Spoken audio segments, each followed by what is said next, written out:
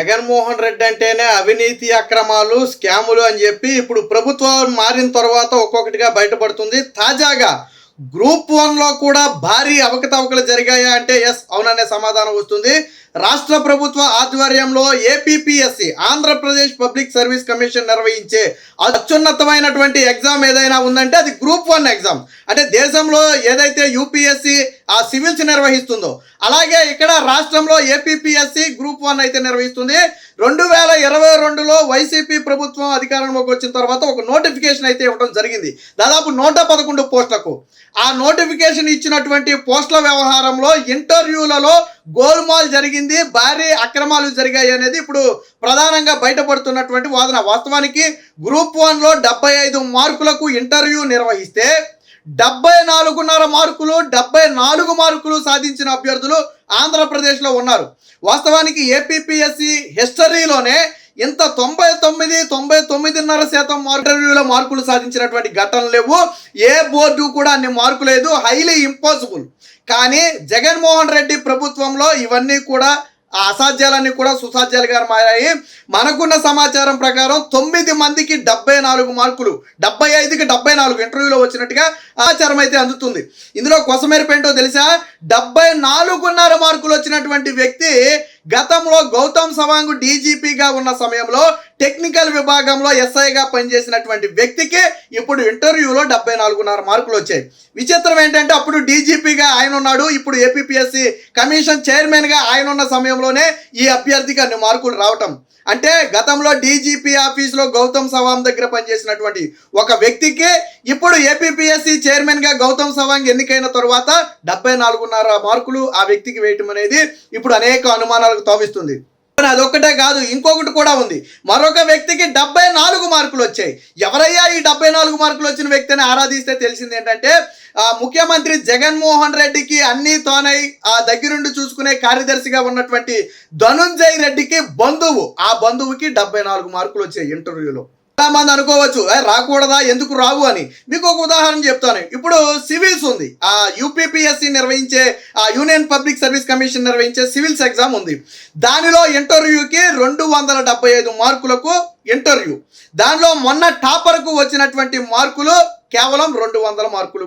అంటే దాదాపుగా 72% నుంచి 73% ఇంటర్వ్యూలో అత్యధికంగా వచ్చిన మార్కులు. అంటే జాతీయ స్థాయిలో నిర్వహించినటువంటి పరీక్షలోనే ఇంటర్వ్యూలో 70 to 75 లోపు ఇంటర్వ్యూ మార్కులు వస్తే మరి ఆంధ్రప్రదేశ్లో నిర్వహించిన ఆ ఇంటర్వ్యూలో 99.5% 99% మార్కులు ఎలా వచ్చాయి? So highly impossible. అంటే దీని వెనక భారీ కుట్ర ఉందనేది అనుమానం. రెండోది ఏంటంటే అసలు 2021లో జూన్లో వైసీపీ ప్రభుత్వం ఒక నిర్ణయం తీసుకుంది. ఏమని?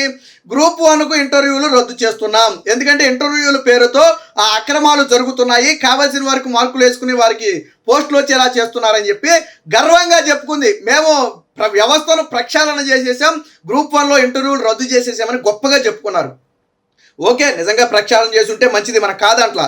మరి రద్దు చేసిన వైసీపీ ప్రభుత్వమే ఆగమేఘాల మీద 2022లో తీసినటువంటి నోటిఫికేషన్కు ఎందుకు తిరిగి ఇంటర్వ్యూలు పెట్టింది? చేశామని ప్రకటించిన 6 నెలలు ఏడాదిలోనే మళ్ళీ ఎందుకు ఇంటర్వ్యూలను తెర మీదకు తీసుకువచ్చారు? గౌతమ్ సవాంగ్ ఎప్పుడైతే ఏపీపీఎస్సీ చైర్మన్ అయ్యాడో అప్పుడే ఎందుకు ఇంటర్వ్యూలు తెర మీదకు వచ్చాయి? అంటే దీని వెనక భారీ కుట్ర ఉంది. ఉద్యోగాలు రప్పించాలి అంటే ఇతర మార్కుల విషయంలో ఏదైనా చేస్తే దొరికిపోయే అవకాశం ఉంది. ఎందుకంటే ఈ రోజుల్లో పేపర్ను కూడా మనం బయటికి తీసుకోవచ్చు, అమౌంట్ కట్టి దొరికిపోయే అవకాశం ఉంది. కాబట్టి ఇంటర్వ్యూలో అయితే ఎవరు ఏమీ చేయలేని పరిస్థితి. మనం వేసిన మార్కులు ఎందుకు వేశారు అని ఎవరు అడగటానికి సరిపోరు. కాబట్టి ఇంటర్వ్యూలను రంగంలోకి తీసుకొచ్చి మళ్ళీ తెర మీదకు తీసుకొచ్చి ఆ ఇంటర్వ్యూలో భారీగా మార్కులు వేసేసి వాళ్ళకి గ్రూప్ 1 పోస్టింగ్ వచ్చేటట్టు చేయాలనేది ఒక కుట్ర.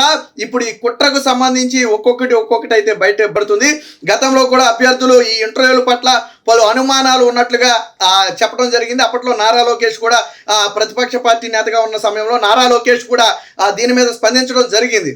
గ్రూప్ 1 అభ్యర్థులకు అండగా ఉంటాం, అవసరమైతే కోర్టుకు కూడా మేము గ్రూప్ 1 తరపు అభ్యర్థుల తరపున మేమే కోర్టుకు వెళ్ళి పోరాడతామని అప్పట్లో లోకేష్ కూడా చెప్పడం జరిగింది.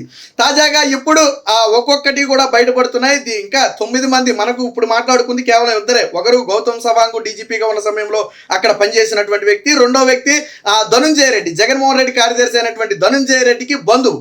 కానీ ఇంకొక 7 మంది ఉన్నట్లుగా కూడా సమాచారం ఉంది. వీళ్లకు కూడా పొలిటికల్గా ఎక్కడో ఏదో సంబంధం ఉందని అనుమానం. వాస్తవానికి యూపీపీఎస్సీ ఇంటర్వ్యూ మార్కులను వెల్లడిస్తుంది బయటికి, కానీ ఏపీపీఎస్సీ ఇంటర్వ్యూ మార్కులను వెల్లడించలేదు. స్టిల్ ఈ రోజు వరకు కూడా వెల్లడించలేదు. బట్ మనకు ఒక సోర్స్ ద్వారా దొరికినటువంటి కథనం ఇది. అంటే ఖచ్చితంగా దీని వెనక ఏదో కుట్ర ఉంది. నిజంగా ఏ కుట్ర లేకపోతే నువ్వు 74 కాబట్టి 75కు 75 అయ్యి, కానీ ఎందుకు బయట పెట్టలేదు మార్కులు? గతంలో తెలుగుదేశం పార్టీ హయాంలో కూడా గ్రూప్స్ జరిగాయి, కానీ అప్పుడు ఇంటర్వ్యూ మార్కులను బహిర్గతం చేసేసారు. ఏ అభ్యర్థికి ఎగ్జామ్ లేని మార్కులు వచ్చాయి, ఇంటర్వ్యూ లేని మార్కులు వచ్చాయి అనేది ఓపెన్ సీక్రెట్ అది.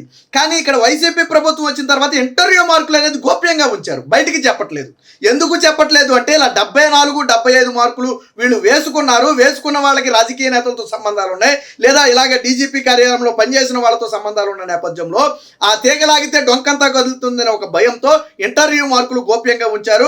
అనేక మంది ఇంటర్వ్యూ మార్కులు బయట పెట్టాలని అప్పుడు ఏపీఎస్సీ కార్యదర్శులను అడిగిన ప్రవీణ్ అనుకుంటా బహుశా అడిగినప్పటికీ కూడా ఆయన బయట పెట్టలేదు. విచిత్రం ఏంటంటే ఇప్పుడు గౌతమ్ సవాంగ్ కూడా అప్పట్లో ఇంటర్వ్యూ మార్కులను విడుదల చేయాలని చెప్పి ఆదేశాలు జారీ చేశాడు, కానీ ఇంటర్వ్యూ మార్కులను అప్పటి కార్యదర్శి మాత్రం విడుదల చేయలే.